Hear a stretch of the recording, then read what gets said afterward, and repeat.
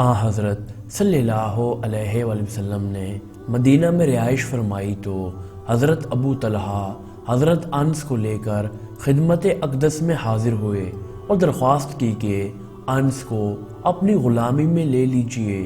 حضرت صلی اللہ علیہ وآلہ وسلم نے منظور فرمایا اور حضرت انس خادمان خاص کے زمرہ میں داخل ہو گئے۔ حضرت انس نے حضرت صلی اللہ علیہ وآلہ وسلم کی وفات تک اپنے فرض کو نہایت خوبی سے انجام دیا۔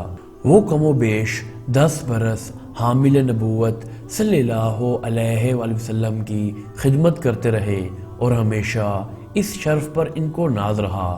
معمول تھا کہ فجر کی نماز سے پیشتر در اقدس پر حاضر ہوتے اور دوپہر کو اپنے گھر واپس دوسرے وقت پھر حاضر ہوتے اور عصر تک رہتے۔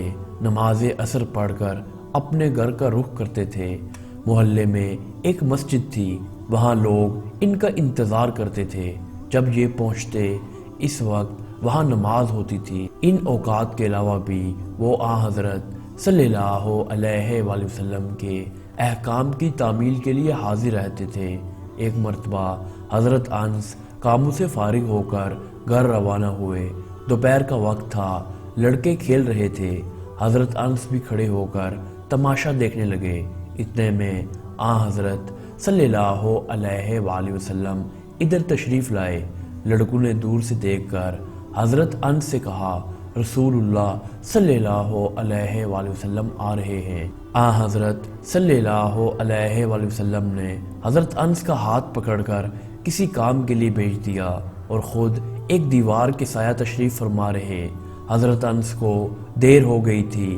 گھر گئے تو سلیم نے پوچھا، آج دیر کہاں لگائی؟ انہوں نے کہا، رسول اللہ صلی اللہ علیہ وآلہ وسلم کے ایک کام سے گیا تھا۔ وہ بہانہ سمجھے اور پوچھا کام کیا تھا؟ انہوں نے کہا کہ ایک پوشیدہ بات تھی۔ حضرت سلیم نے کہا، اس کو کسی سے نہ کہنا۔ چنانچہ حضرت انس نے کسی پر ظاہر نہیں کیا۔ ایک مرتبہ حضرت ثابت سے فرمایا، اگر میں کسی شخص کو اس راز سے آگاہ کرتا تو وہ تم تھے، لیکن میں بیان نہیں کروں گا۔ حضرت انس ہمیشہ حضرت صلی اللہ علیہ وآلہ وسلم کے ساتھ رہتے تھے۔ سفر و حضر اور خلوت و جلوت کی ان کے لیے کوئی تخصیص نہ تھی اور نزول حجاب سے پہلے وہ حضرت صلی اللہ علیہ وآلہ وسلم کے گھر میں آزادی کے ساتھ آتے جاتے تھے۔ ایک دن نماز فجر سے قبل حضرت صلی اللہ علیہ وآلہ وسلم نے فرمایا، آج میرا روزے کا ارادہ ہے، مجھے کچھ کھلا دو۔ حضرت انس جلدی سے اٹھے اور کچھ خورمے اور پانی لے کر حاضر ہوئے۔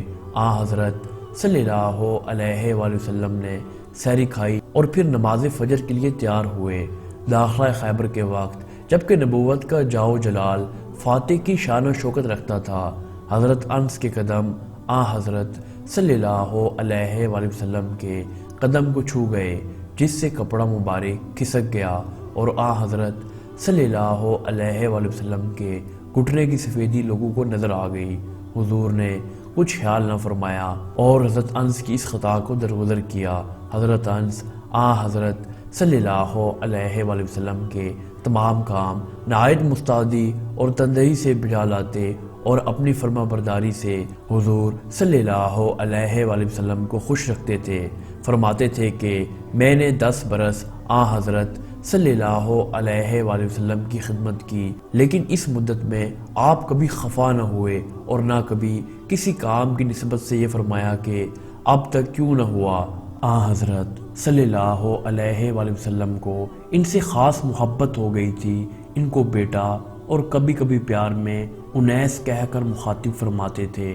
اکثر ان کے گھر تشریف لے جاتے، چھوارے نوش فرماتے، کھانا موجود ہوتا تو کھانا تناول فرماتے، دوپہر کا وقت ہوتا تو آرام کرتے، نماز پڑھتے اور حضرت انس کے لیے دعا فرماتے۔